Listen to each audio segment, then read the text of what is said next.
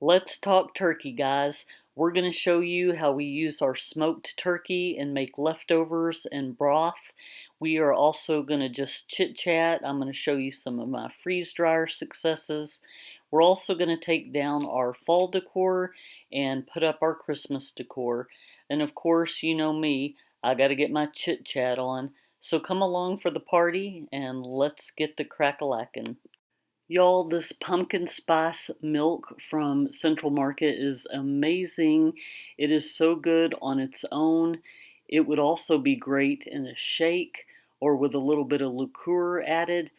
My daughter said this would even make a good coffee creamer. I have not tried that yet, but it is amazing on its own. I've got different flavors. I can't wait to try the cappuccino next. To those of you that have an H-E-B near you, have you tried this hayride bacon? It is thick cut, small batch. It's awesome during the fall months. It's got pumpkin spice, cinnamon, clove, nutmeg. It's a nice alternative to maple bacon in that it's sweet and savory.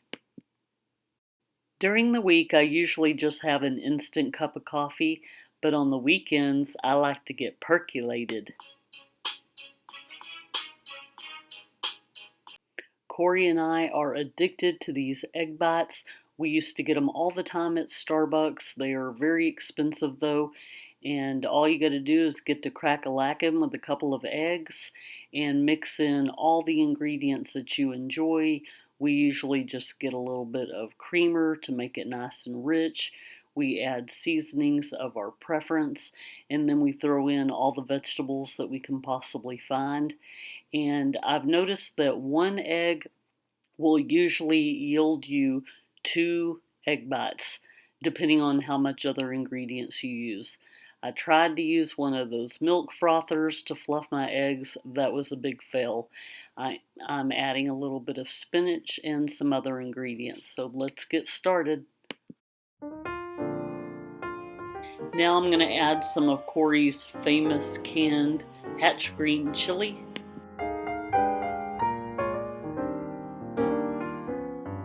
These kitchen shears are hands down my favorite kitchen utensil.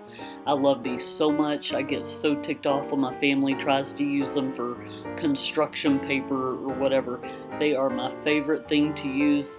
As you can see, I'm going to town on this bacon. Now it's time to add some of Corey's freeze-dried bell peppers. And once again, I've got my kitchen shears to cut up some green onion. Now let's just give it a good mix and let the freeze-dried vegetables rehydrate, and we're ready to go. I'm going to just add a little bit of water to the bottom of these little cooking pans and just go ahead and add the mixture in. You're going to want to make sure that the vegetables evenly distribute throughout the egg mixture, because a lot of times they just stick around in the bottom of the bowl.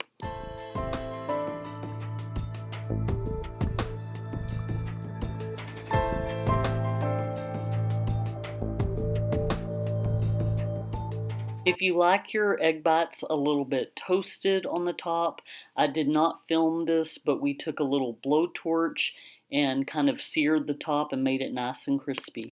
A few weeks ago, we freeze-dried some chocolate milk.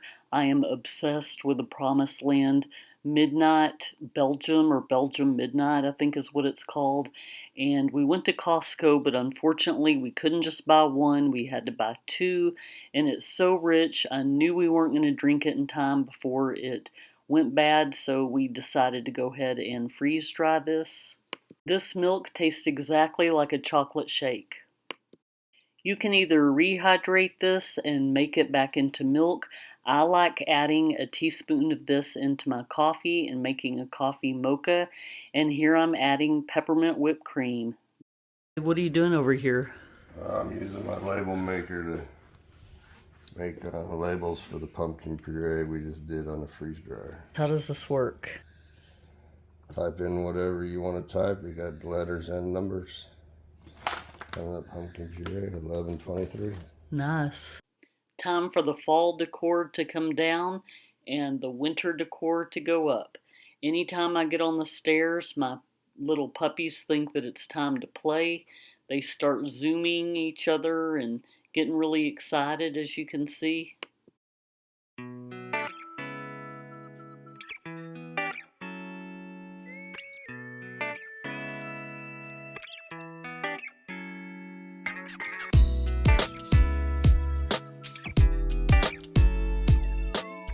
The second I sit down, it's game on for my dogs. When I'm down on their level, they think I'm there to play. They started barking and getting excited, but the family was still asleep and I was trying to not wake them up.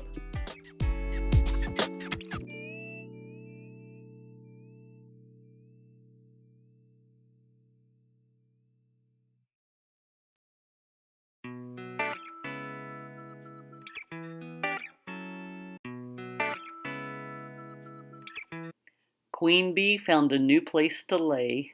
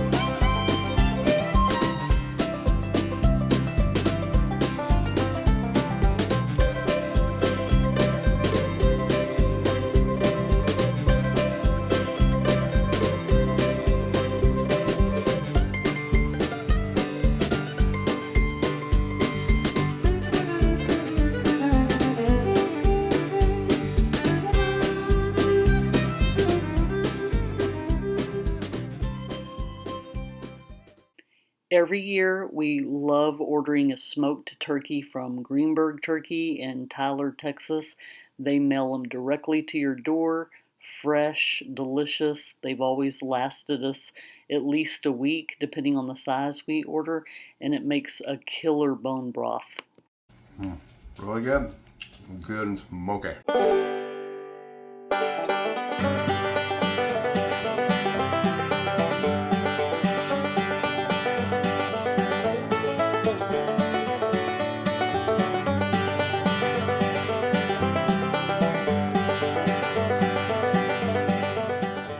You can see right where they injected the seasoning. It's so flavorful. I love this stuff. I can't get enough. We will just nibble on this each day as it is. We don't even heat it up. We eat it cold. We will make a spread out of this turkey. We will make a tetrazzini out of this turkey. So many options. We just chose a couple of easy sides and a can of cranberry sauce, which is a must-have. It was amazing. You know, I always find it fascinating the things that people choose to argue about. Since 2020 and after all that we've been through, I think that we should just do what makes us happy, what brings us a source of comfort.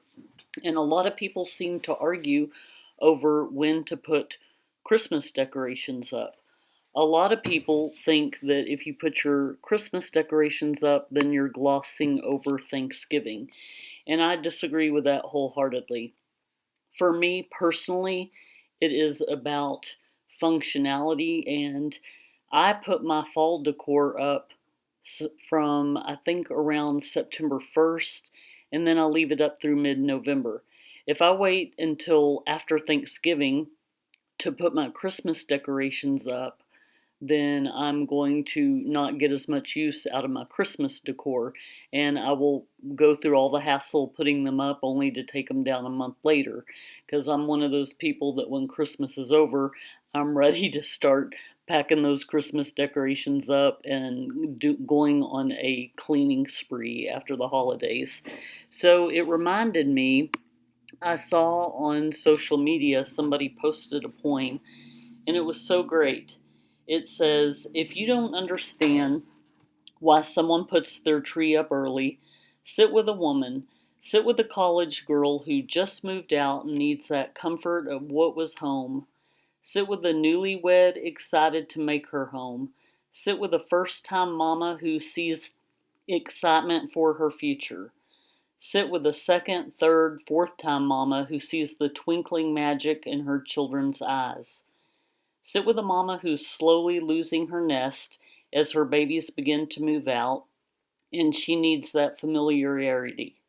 Sit with a mom who was an empty nester, and who's excited for the kids and grandkids to soon fill her home running around the very tree. Sit with an elderly mama who, as she stares into that tree in her final years, she is flooded with sweet, precious memories of smiles and laughter from her family and friends. Every year I see the debate of when's the right time to put up your Christmas tree. The right time is when you want to. If it brings you joy, then do it. As I sit here this morning staring into my twinkling tree, my mama heart is happy. There's a peacefulness in this glow. It's brought joy, and it's by someone named Tia Dunlap. And I couldn't have said these words better myself. And obviously, these apply to men as well. It just happens to be a poem written about things from a mother's perspective.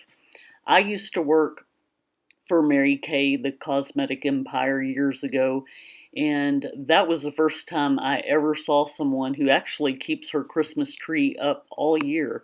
She said that it makes her happy, and if something makes you happy, do it.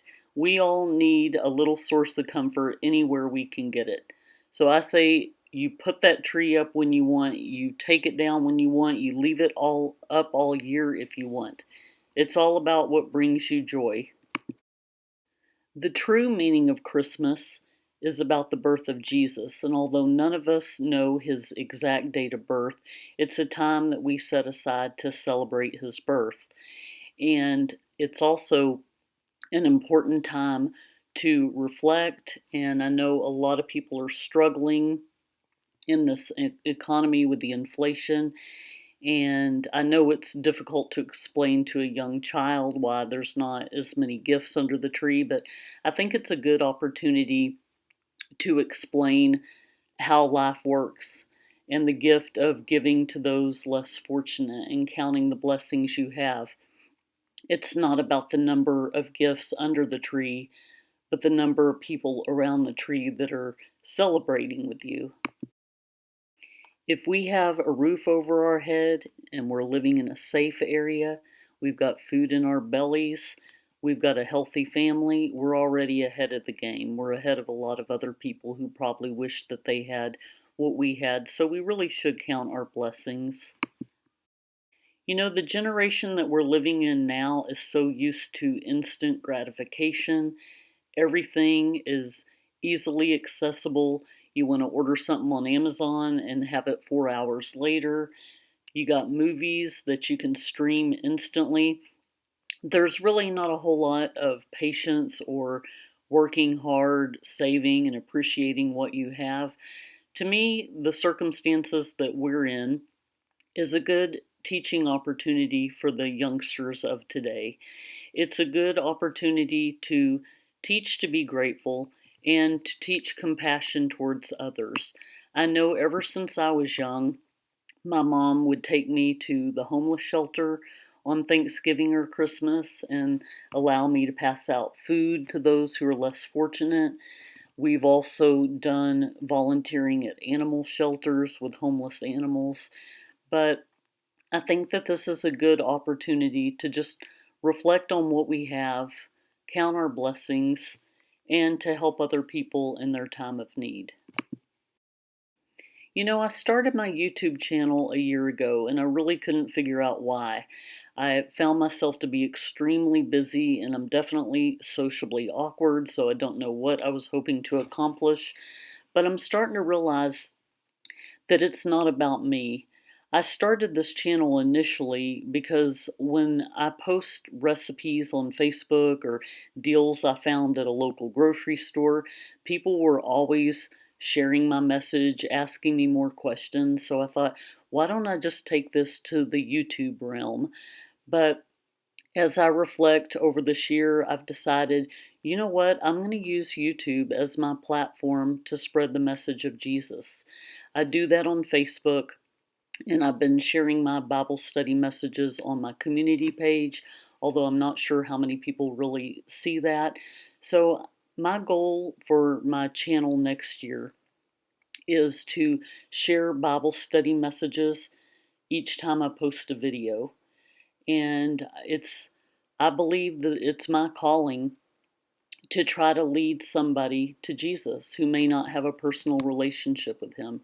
I don't want you to think that any sin that you have ever done makes you so far gone that you can't turn back and be accepted by Jesus. If you believe that he died for your sins on the cross, rose from the dead, and dwells within your heart, if you repent of your sins, no matter what those sins are, he means what he said on the cross when he said, "It is finished." So I know as humans, we're going to slip up from time to time and think, oh man, I really blew it with Jesus this time. That's not how it works. If you promise to walk in his likeness the best you can each day, and if you mess up from time to time, you don't need to fall down and beg for forgiveness each time you make a mistake, because we're going to do that a lot. But just try your hardest to lead a life that where people look at you, they say, aha, I know your Father. I see the resemblance. Lead a Christ-like life. Show compassion towards others.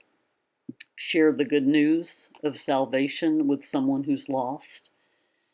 And I believe that's what my calling is. So that's my goal, one of my goals for 2024. I'm sharing that now.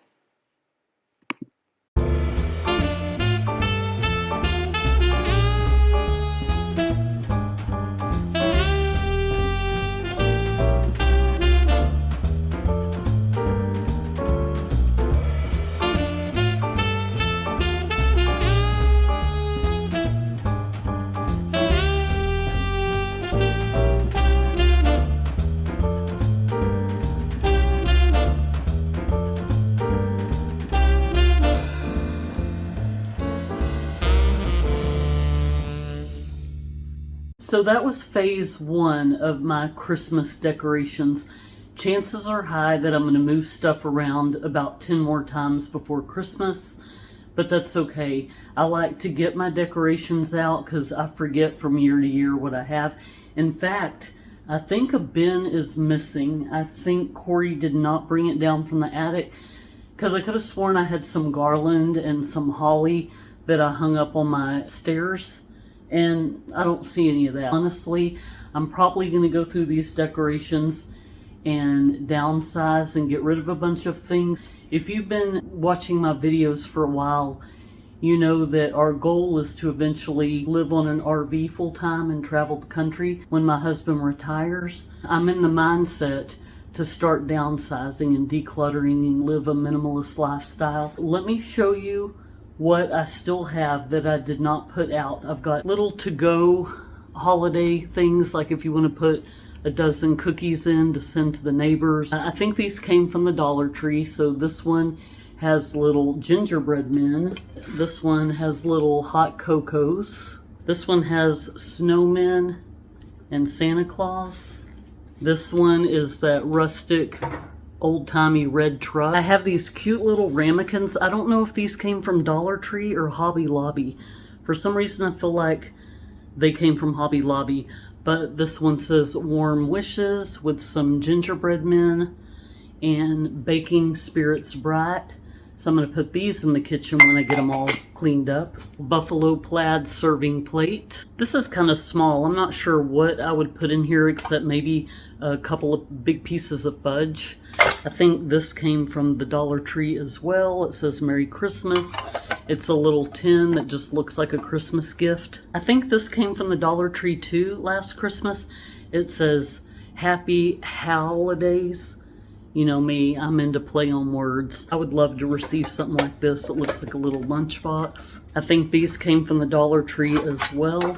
A couple of little to-go serving trays, because if you're taking cookies or fudge or homemade candy over to neighbors and you don't want to hassle with getting a plate back or a tray back, it's $1.25, so it's cute, it's festive, and you don't have to worry about getting it back. I love camping, and I just fell in love with this little tin from the Dollar Tree. It's got little pictures of a classic camper.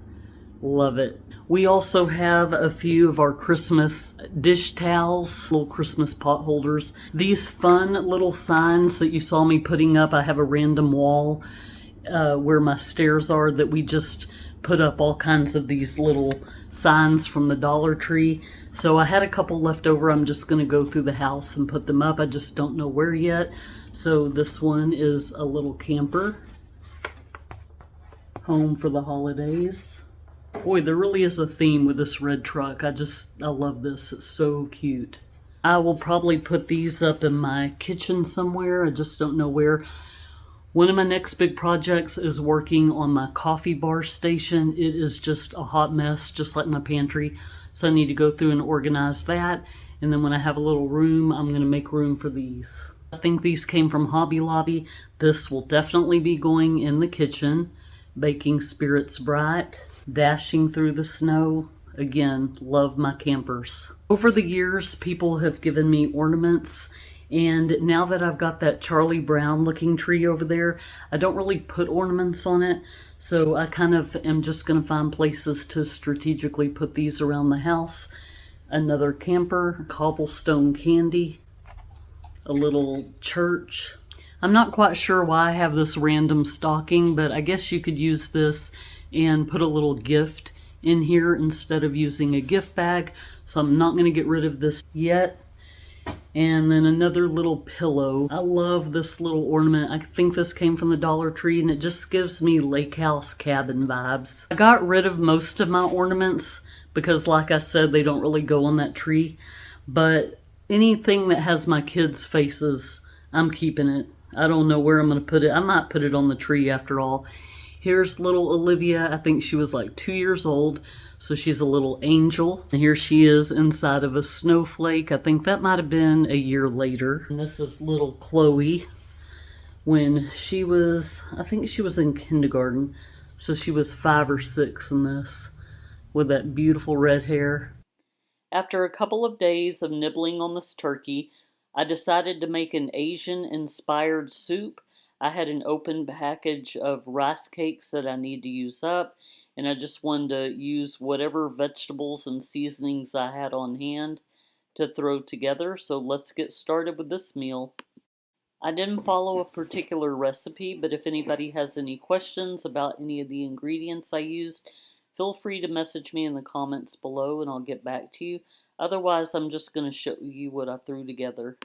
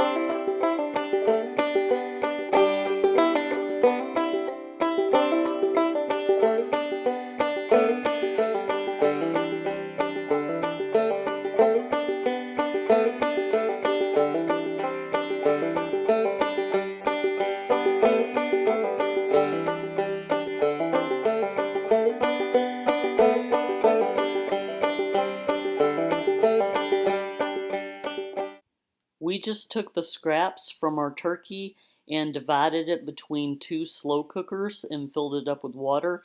The broth is like liquid gold. It is amazing. We're going to put this on low for 24 hours and come back, and then we're going to can it. Now it's time to unwind, get cozy, and watch a Hallmark Christmas movie.